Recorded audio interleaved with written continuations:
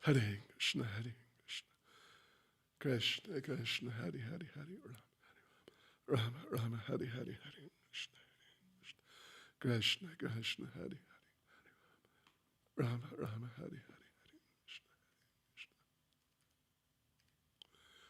Hare Rama, Hare Rama.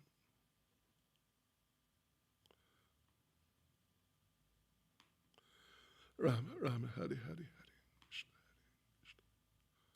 Krishna, Krishna, Hare Hare,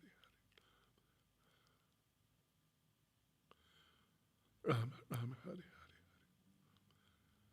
Rama Rama, Hare Hare, Rama Rama, Hare Hare, Hare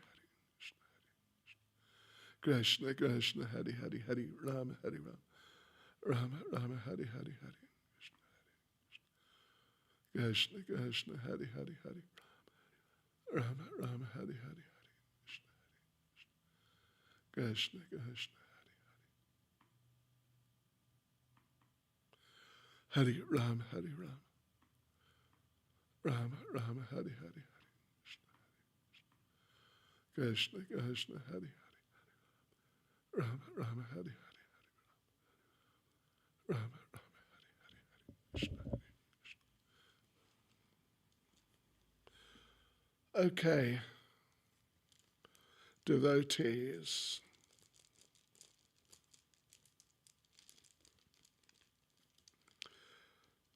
Prabhupada-lilamrita,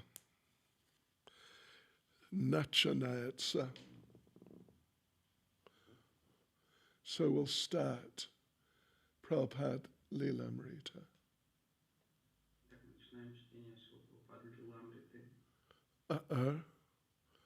Adna minuta. Anyway. I got to, I got to turn, what have I got to do? So that we don't hear your voice. Naraskamiyasikya. Kato eta tam? Kato dila perivot? Nikato. Okay, no problem. So devotees, Hare Krishna, let us continue. Third volume, Prabhupada-lilamrita. Only he could lead them. San Francisco, India, 1967. And we are in the middle somewhere of chapter 22. Swami invites the hippies. Prabhupada's in San Francisco. And he got quite a greeting at the airport, organized by Mukunda with a number of hippies, and Allen Ginsberg was there also. And now what's going to be discussed is the arrangements for the big mantra rock dance.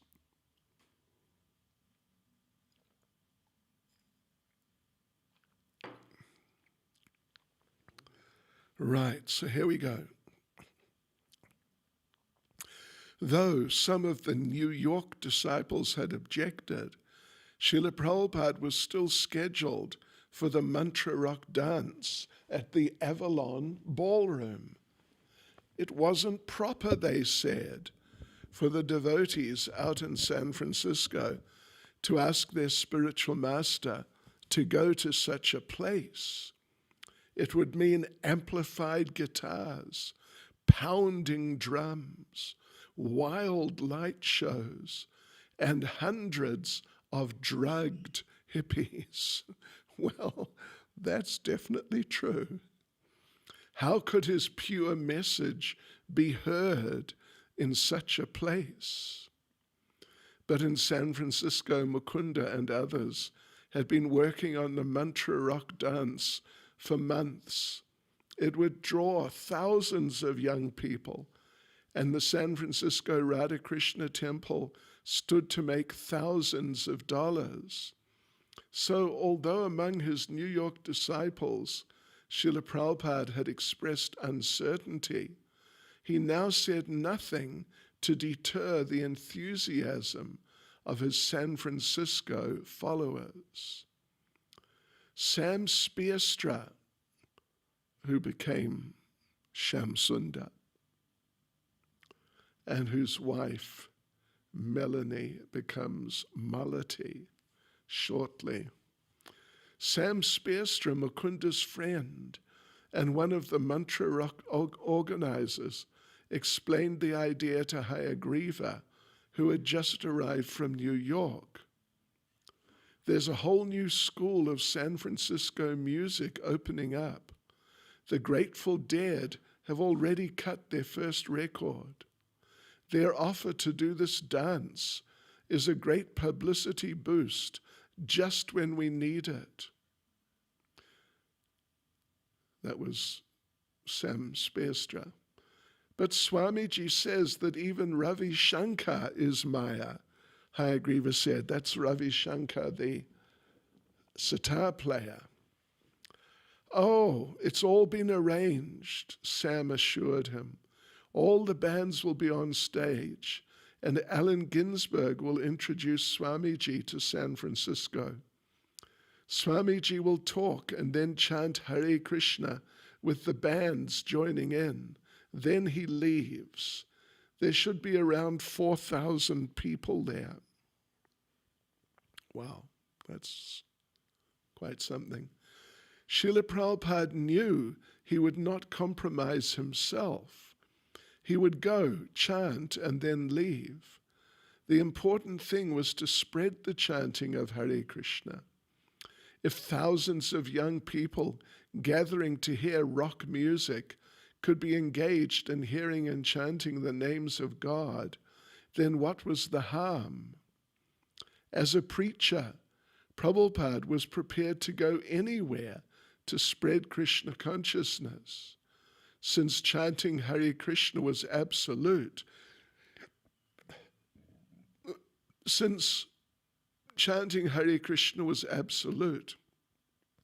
one who heard or chanted the names of Krishna, anyone, anywhere, in any condition, could be saved from falling to the lowest species in the next life. These young hippies wanted something spiritual, but they had no direction. They were confused, accepting hallucinations as spiritual visions. But they were seeking genuine spiritual life, just like many of the young people on the Lower East Side. Prabhupada decided he would go. His disciples wanted him to, and he was their servant and the servant of Lord Chaitanya. Mukunda, Sam, and Harvey Cohen had already met with rock entrepreneur Chet Helms, who had agreed that they could use his Avalon ballroom, and that, if they could get the bands to come, everything above the cost for the groups, the security, and a few other basics would go as profit for the San Francisco Radhakrishna Temple. Mukunda and Sam had then gone calling on the music groups, most of whom lived in the Bay Area. And one after another, the exciting new San Francisco rock bands, the Grateful Dead, Moby Grape, Big Brother and the Holding Company, Jefferson Airplane, Quicksilver Messenger Service, had agreed to appear with Swami Bhaktivedanta for the minimum wage of $250 per group. And Allen Ginsberg had agreed. The lineup was complete. It's pretty amazing because at that time, those groups were just extremely prominent, particularly Grateful Dead, Jefferson Airplane, but Moby Grape also, Big Brother and the Holding Company, definitely. Quicksilver Messenger service? Oh, yeah. In San Francisco, every rock concert had an art poster, many of them designed by the psychedelic artist called Mouse. One thing about Mouse's posters was that it was difficult to tell where the letters left off and the background began. He used dissonant colors that made his posters seem to flash on and off.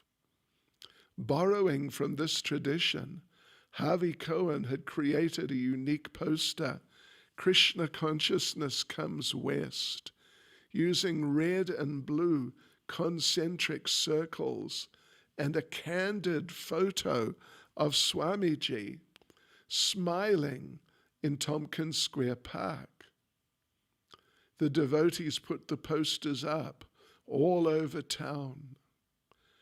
Hayagriva and Mukunda went to discuss the program for the Mantra Rock dance with Allen Ginsberg. Allen was already well known as an advocate of the Hare Krishna mantra. In fact, acquaintances would often greet him with Hare Krishna when he walked on Haight Street. And he was known to visit and recommend that others visit the Radha Krishna temple. Hayagriva, whose full beard and long hair rivaled Allen's, was concerned about the melody Allen would use when he chanted with Swamiji. "I think the melody you use," Hayagriva said, "is too difficult for good chanting." "Maybe," Allen admitted, "but that's the melody I first heard in India. A wonderful lady saint was chanting it. I'm quite accustomed to it, and it's the only one I can sing convincingly." With only a few days remaining before the Mantra Rock dance, Allen came to an early morning kirtan at the temple and later joined Srila Prabhupada upstairs in his room. A few devotees were sitting with Prabhupada eating Indian sweets when Allen came to the door.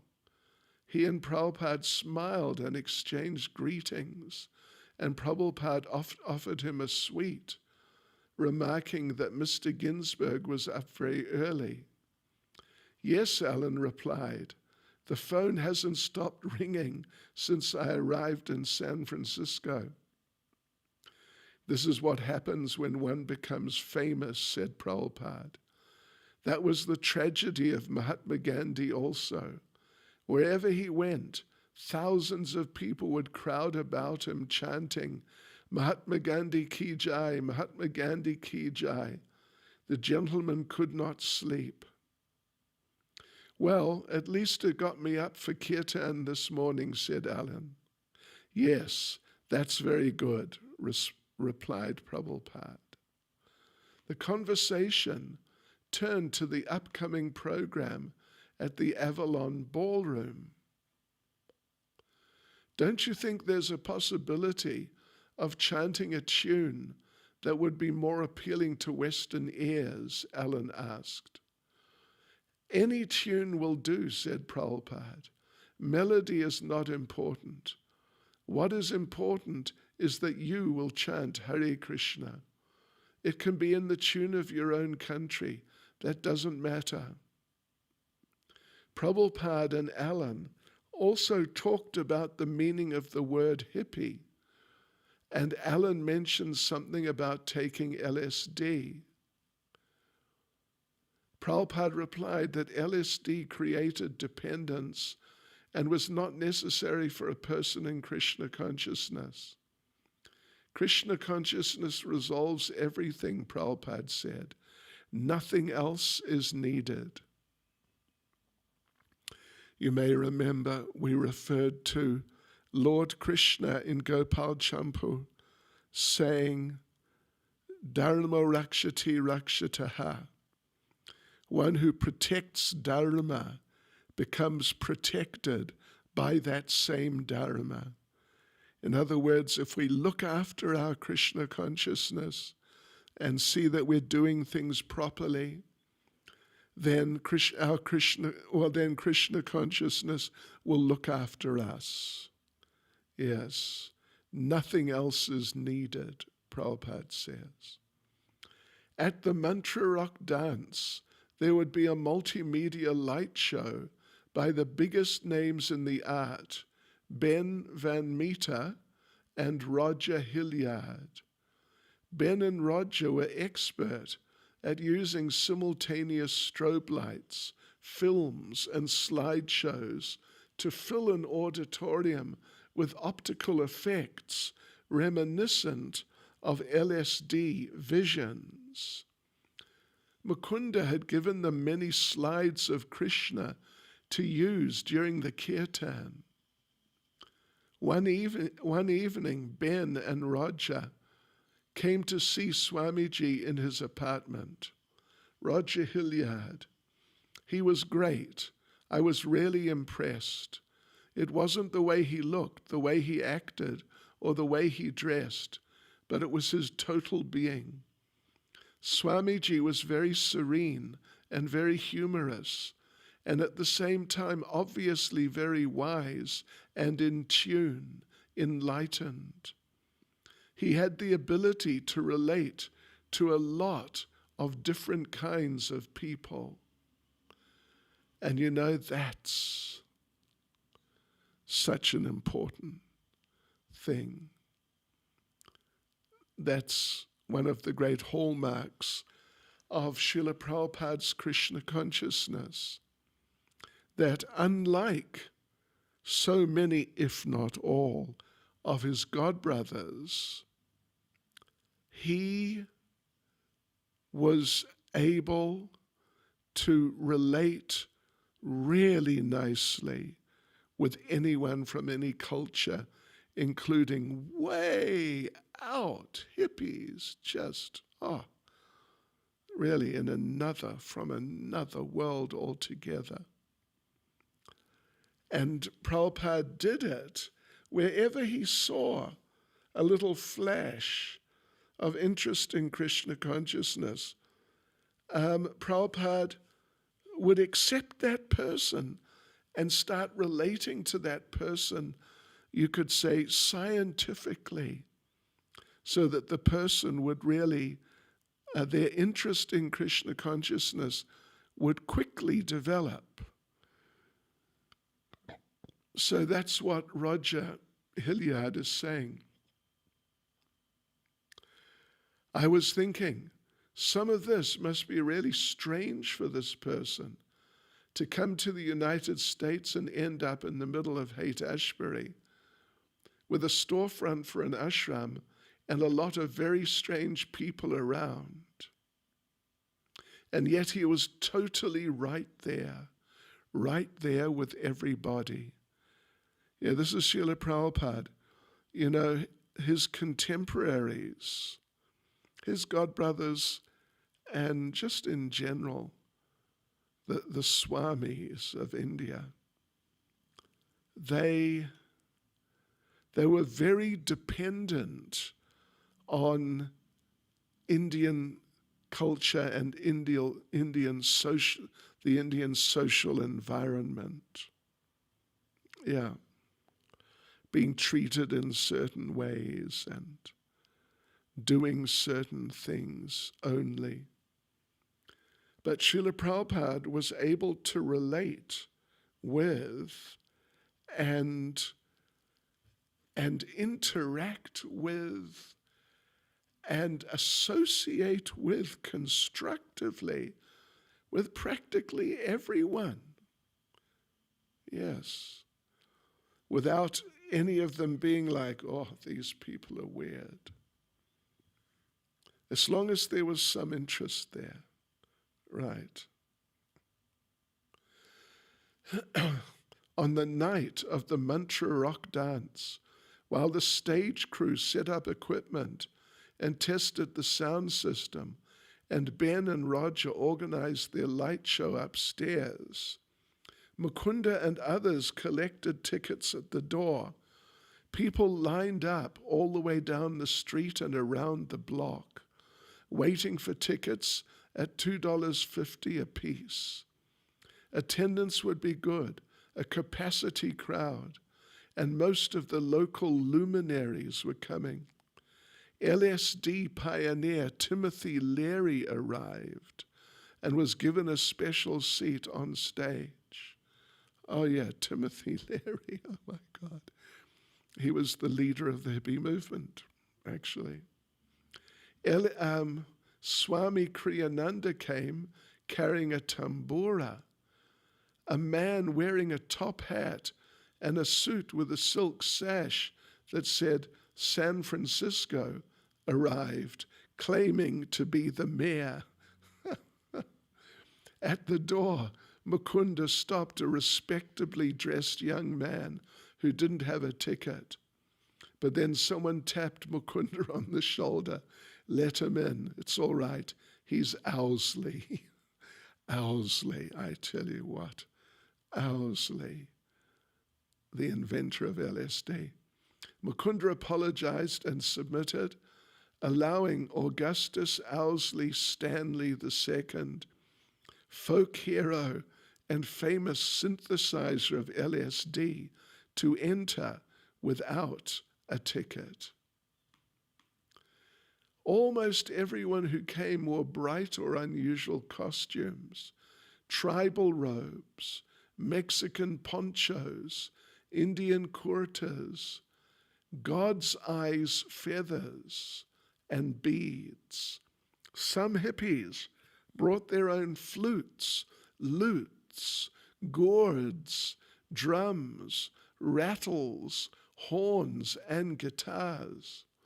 The Hell's Angels, dirty-haired, wearing jeans, boots, and denim jackets, and accompanied by their women, made their entrance, carrying chains, smoking cigarettes, and displaying their regalia of German helmets, means with Nazi insignia, emblazoned emblems, and so on, everything but their motorcycles, which they had parked outside.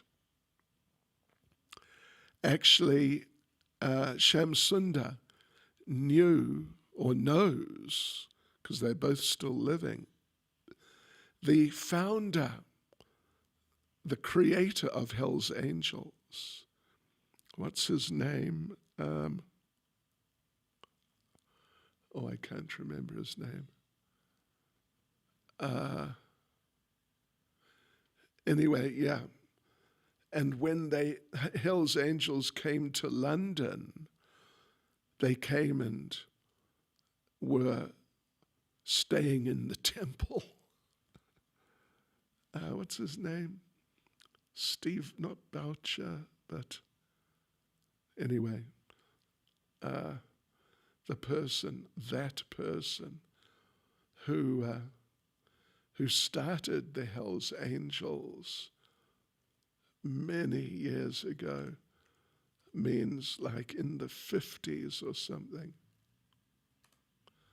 Let's just see what his name is. Sonny Barger, that's right. Sonny Barger. So, yeah, they came. Okay, let's see, where are we? The devotees began a warm-up kirtan on stage, dancing the way Swamiji had shown them. Incense poured from the stage and from the corners of the large ballroom. And although most in the audience were high on drugs, the atmosphere was calm. They had come seeking a spiritual experience. As the chanting began very melodiously, some of the musicians took part by playing their instruments. The light show began. Strobe lights flashed. Colored balls bounced back and forth to the beat of the music.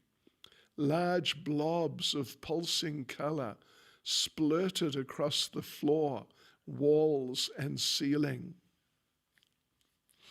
I used to go to things like that almost every day for ages. A little after 8 o'clock, Moby Grape took the stage. With heavy electric guitars, electric bass, and 2 drummers, they launched into their first number. The large speakers shook the ballroom with their vibrations, and a roar of approval rose from the audience. Around 9:30, Prabhupada left his Frederick Street apartment and got into the back seat of Harvey's Cadillac. He was dressed in his usual saffron robes, and around his neck he wore a garland of gardenias, whose sweet aroma filled the car. On the way to the Avalon, he talked about the need to open more centers. At 10 o'clock,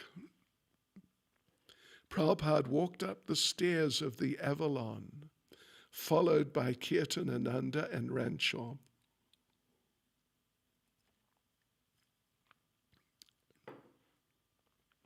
As he entered the ballroom, devotees blew conch shells. Someone began a drum roll, and the crowd parted down the center, all the way from the entrance to the stage, opening a path for him to walk. With his head held high, Prabhupada seemed to float by as he walked through the strange milieu, making his way across the ballroom floor to the stage. Suddenly, the light show changed. Pictures of Krishna and his pastimes flashed onto the wall. Krishna and Arjuna riding together on Arjuna's chariot, Krishna eating butter, Krishna subduing the whirlwind demon, Krishna playing the flute. As Prabhupada walked through the crowd, everyone stood, applauding and cheering. He climbed the stairs and seated himself softly on a waiting cushion. The crowd quieted. Looking over at Allen Ginsberg, Prabhupada said, "You can speak something about the mantra." Allen began to tell of his understanding and experience with the Hare Krishna mantra. He told how Swamiji had opened a storefront on 2nd Avenue, New York, and had chanted Hare Krishna in Tompkins Square Park, and he invited everyone to the Frederick Street Temple. "I especially recommend the early morning kirtans," he said, "for those who, coming down from LSD, want to stabilize their consciousness on re-entry." Haribol.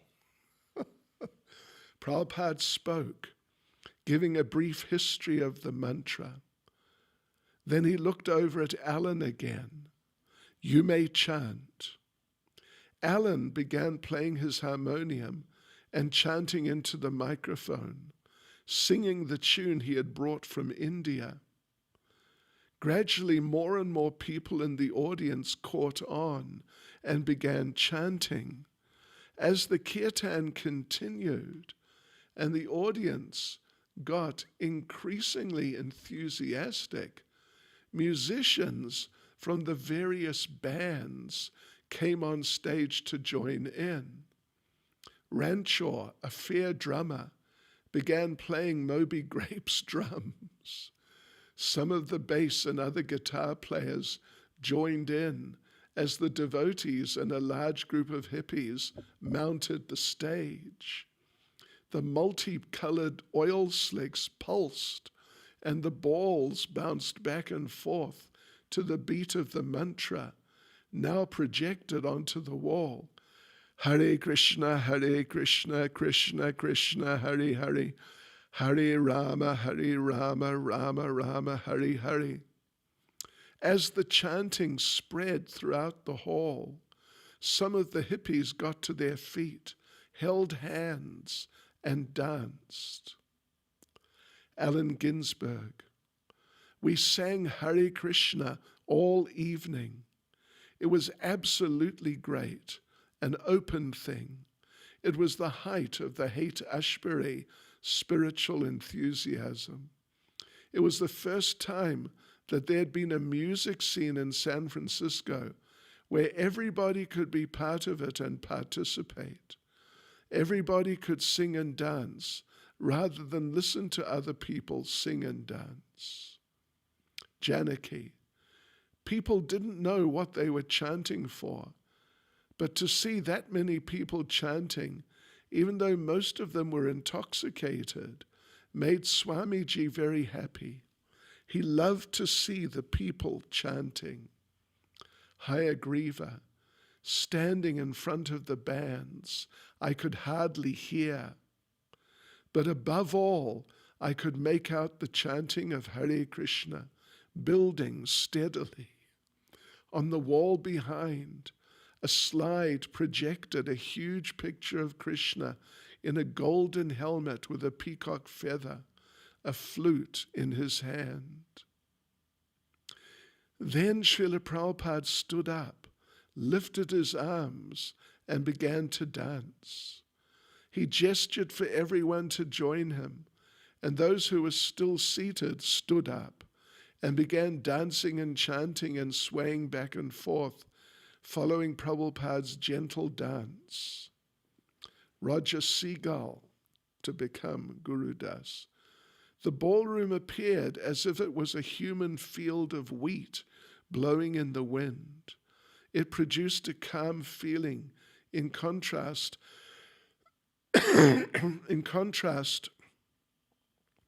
to the Avalon ballroom atmosphere of gyrating energies.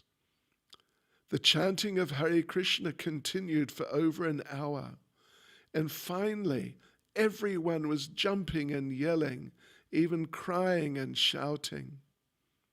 Someone placed a microphone before Srila Prabhupada, and his voice resounded strongly over the powerful sound system.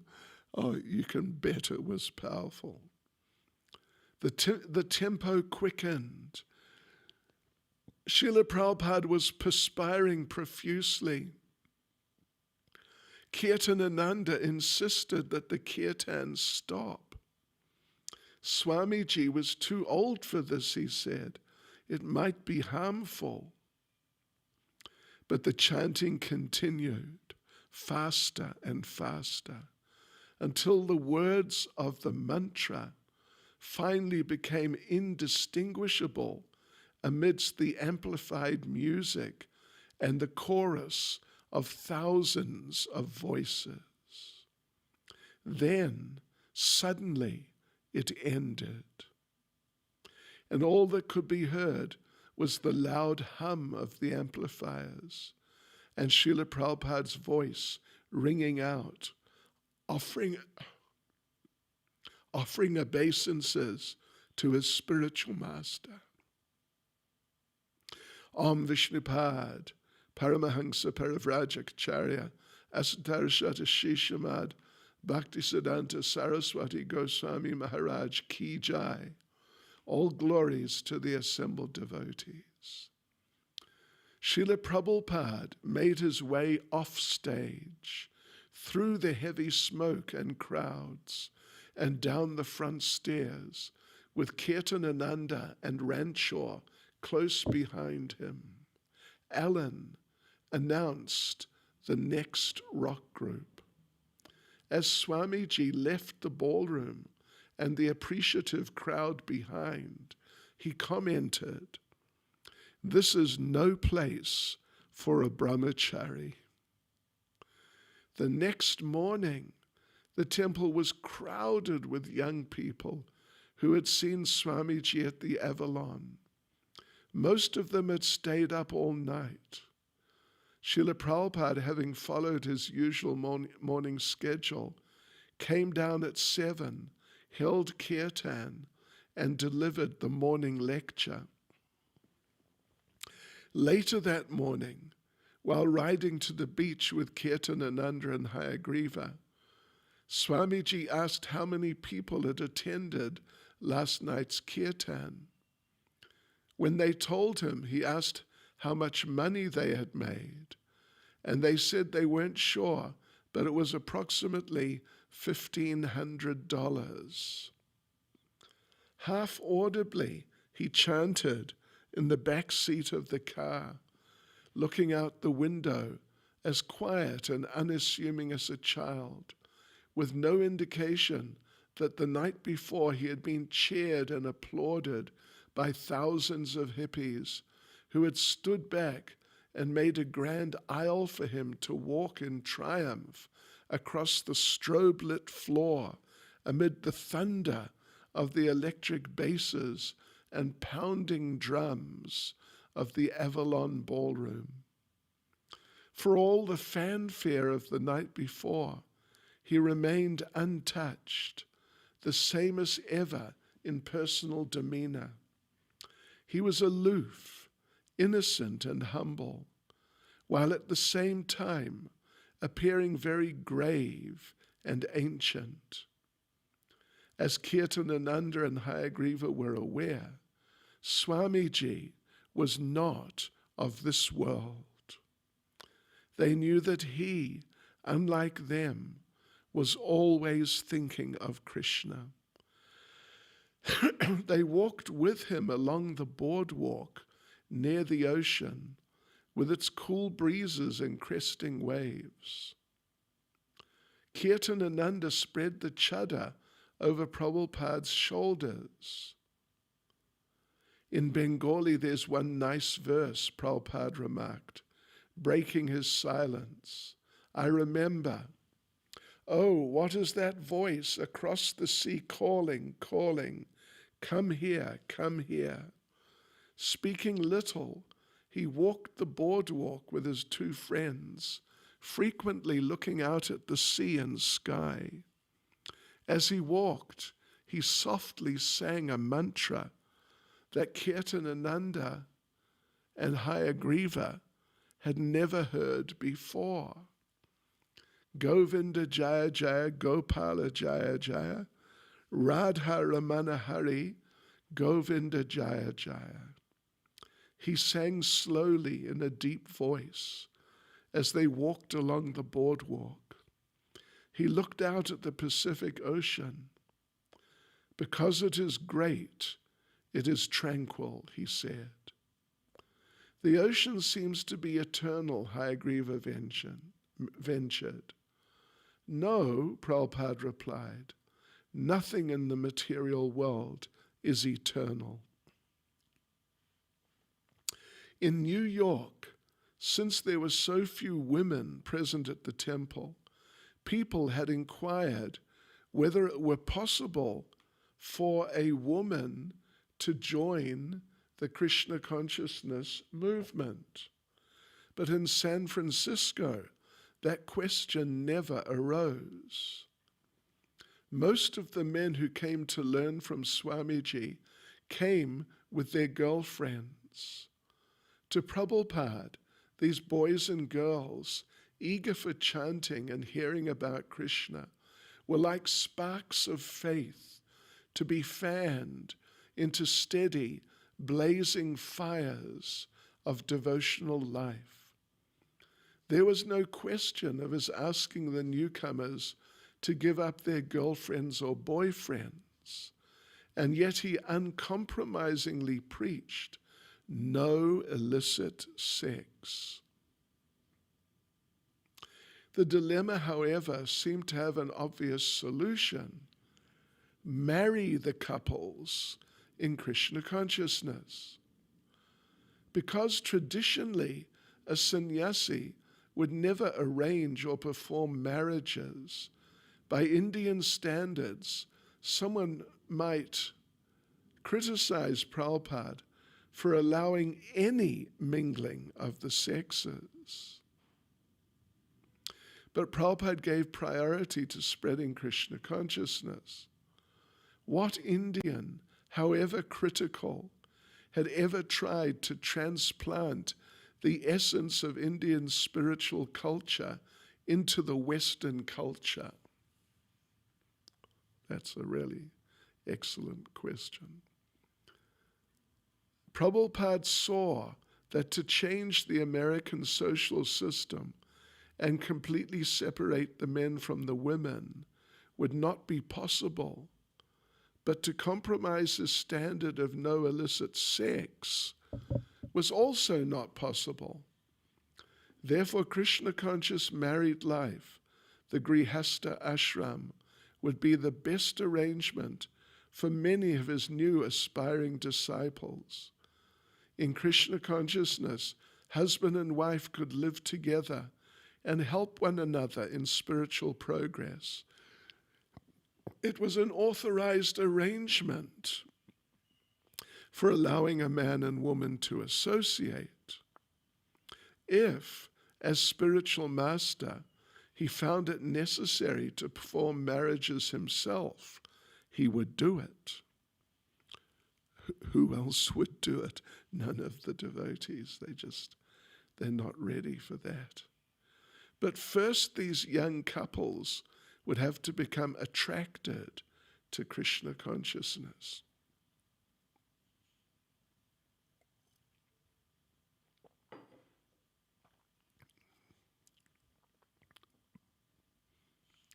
Joan Campanella had grown up in a wealthy suburb of Portland, Oregon, where her father was a corporate tax attorney.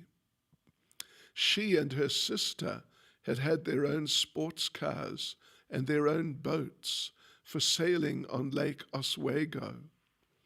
Disgusted by the sorority life at the University of Oregon, Joan had dropped out during her first term and enrolled at Reed College, where she had studied ceramics, weaving, and calligraphy. In 1963, she had moved to San Francisco and become the co-owner of a ceramics shop.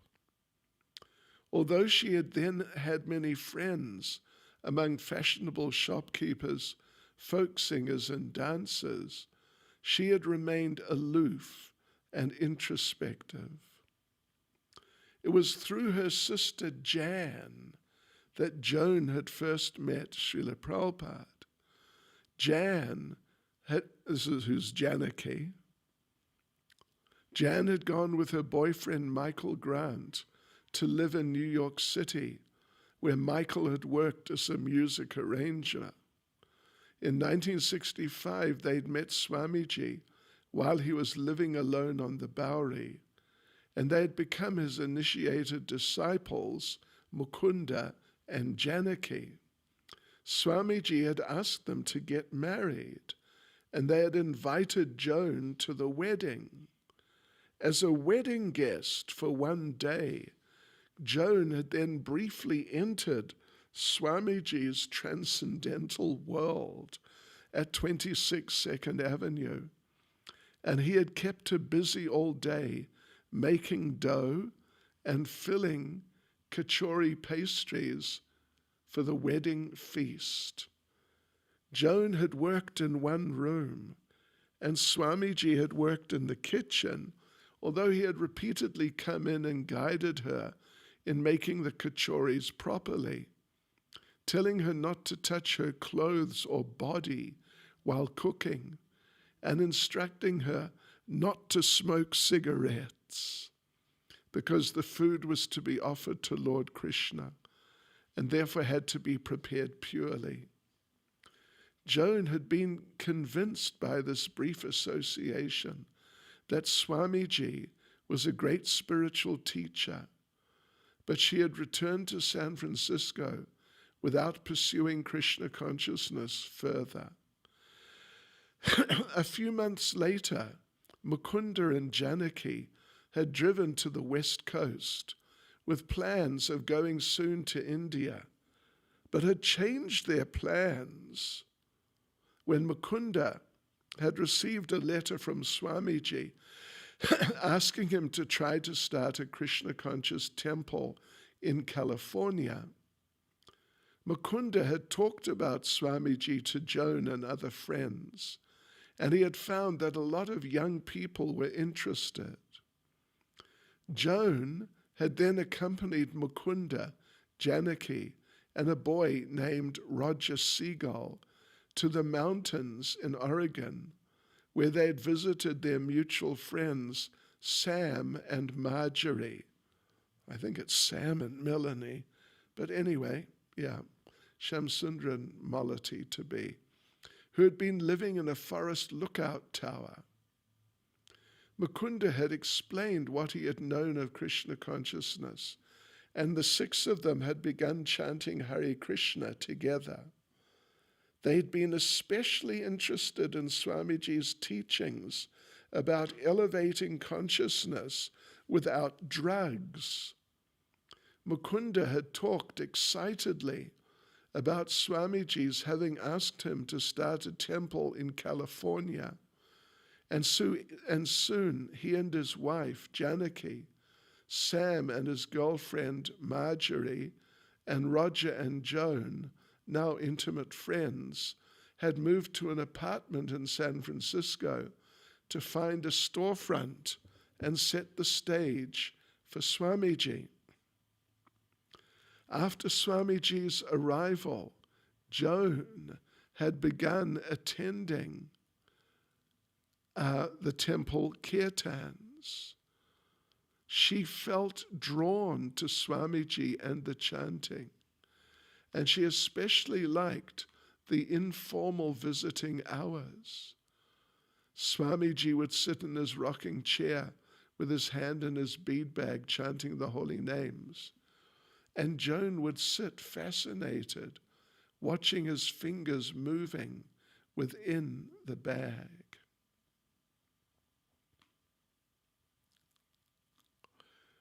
One evening, wait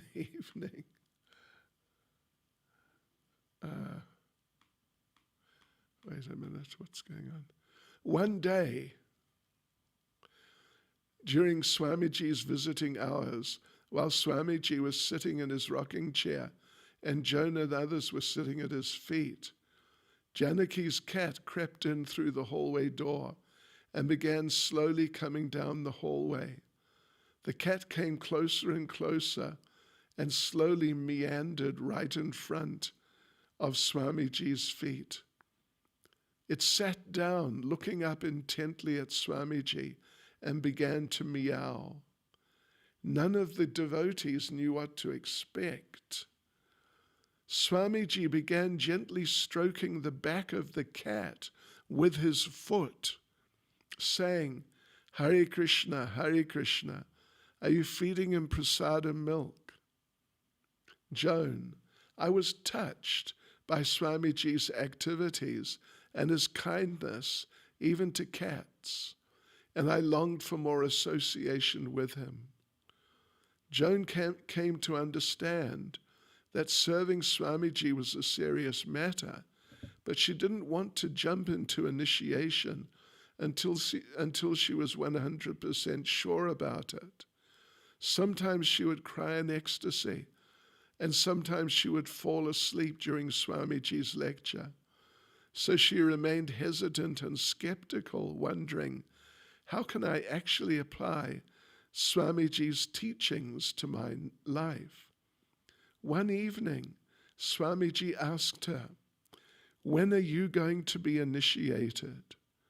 Joan said that she didn't know, but that she relished reading his books and chanting Hare Krishna. She said that because she was attracted to the mountains and elevated spiritual consciousness, she wanted to travel to Tibet. Swamiji, sitting in his rocking chair, looked down at Joan as she sat at his feet. She felt he was looking right through her. I can take you to a higher place than Tibet, he said. Just see. Joan suddenly felt that Swamiji knew everything about her, and she understood.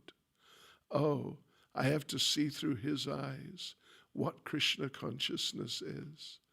He was promising that he would take her to some very elevated realm, but she would have to see it. It was then that Joan decided to become Swamiji's disciple. When she told her boyfriend Roger, he was astounded. He and Joan had been coming to the kirtans and lectures together, but he still had doubts. Maybe it would be good for him and Joan to get married, but not initiated. Joan, however, was more determined. She explained to Roger that Swamiji hadn't come just to perform marriages. You had to get initiated first. Roger Seagull had grown up in New York. He was following a Hatha Yoga guru, had experimented with psychedelic chemicals, and had traveled in the Deep South as a civil rights activist, taking part in freedom marches with the blacks. Large-bodied, sociable, and outgoing, he had lots of friends in San Francisco. At the airport, in a merry mood with the Haight-Ashbury crowd, he had seen Swamiji for the first time and been especially struck by Swamiji's regal bearing and absence of self-consciousness. The concept of reincarnation had always intrigued him, but after attending some of Swamiji's lectures and hearing him explain transmigration of the soul, he felt he had found someone who definitely knew the answer to any question about life and death. One night, after attending the program at the temple, Roger returned to his apartment and sat down on the fire escape to meditate on what Swamiji had said. The world is false, he said, but it feels real to me, Roger thought. If I pinch my arm, I feel pain. So how is that illusion? This fire escape is real, otherwise I would be falling in space. This space is real, isn't it? Roger decided he didn't understand what Swamiji meant by illusion. If I try to walk through the wall, he thought, would that be real or not? Maybe the wall's reality is just in my mind. To test the illusion, he went inside his apartment, concentrated his mind, and walked against the wall, smack. He sat down again and thought, what does Swamiji mean when he says that the world is illusion? He decided he would ask at the next meeting. He did. And Srila Prabhupada told him that actually the world is real because it is created by God, the supreme reality. But it is unreal in the sense that everything material is temporary. When a person takes the temporary world to be permanent and all in all, he is in illusion. Only the spiritual world, Swamiji explained, is eternal and therefore real.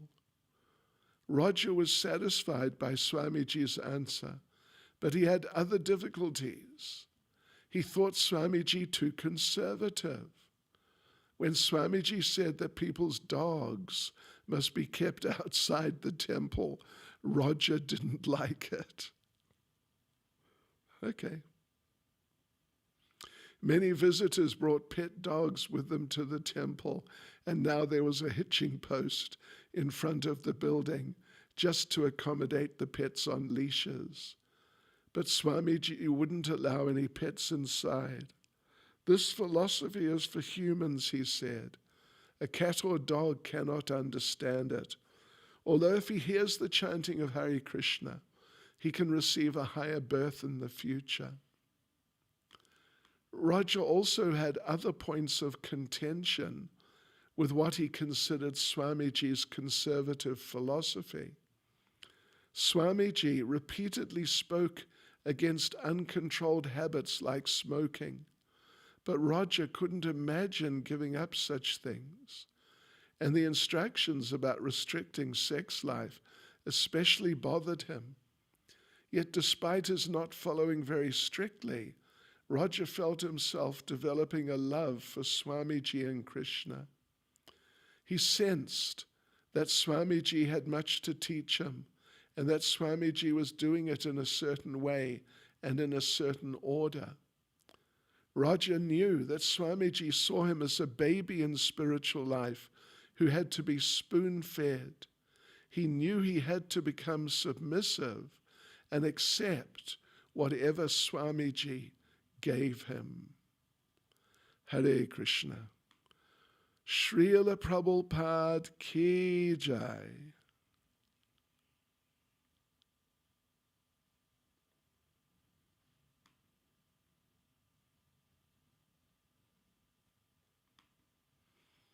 So we continue on Monday.